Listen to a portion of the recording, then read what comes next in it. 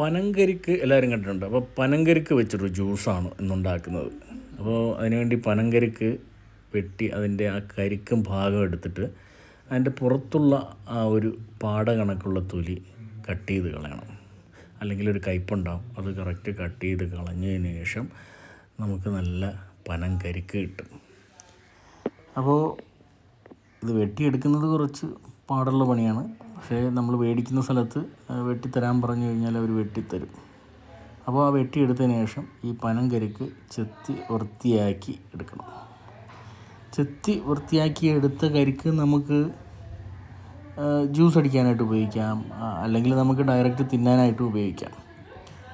ഇപ്പോൾ ഈ വെട്ടിയെടുത്ത കരിക്കൾ നമ്മൾ ഒരു ജ്യൂസറിൻ്റെ ജാറിലേക്ക് ഇടുകയാണ്. അപ്പോൾ ഇങ്ങനെ കട്ട് ചെയ്തിട്ട് നമുക്കിങ്ങനെ തിന്ന് നോക്കാൻ നല്ല രസമാണ്, നല്ല ടേസ്റ്റാണ്, നല്ല കുളിർമയാണ്. ഈ ചൂട് സമയത്തൊക്കെ കഴിക്കാൻ ബെസ്റ്റാണ്. അപ്പോൾ ആ ജാറിനകത്തേക്ക് കുറച്ച് പാലൊഴിക്കാം. എന്നിട്ട് ആവശ്യത്തിന് പഞ്ചസാര, എന്നിട്ട് നന്നായിട്ടൊന്ന് അടിച്ചെടുക്കും.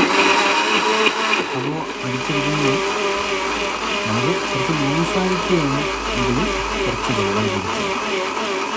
ലൂസായിട്ട് കുടിക്കുന്നതാണ് നല്ല ടേസ്റ്റ്. ഞാനിതൊന്ന് കട്ടിക്കടിച്ചു. നല്ല തണുപ്പുള്ള പാലാണ് ഒഴിക്കുന്നതെങ്കിൽ നല്ല ഷേക്ക് പോലെ ഇരിക്കും. അടിപൊളിയാണ്, നല്ല കൂളാകും. എല്ലാവരും ഉണ്ടാക്കി നോക്കുക.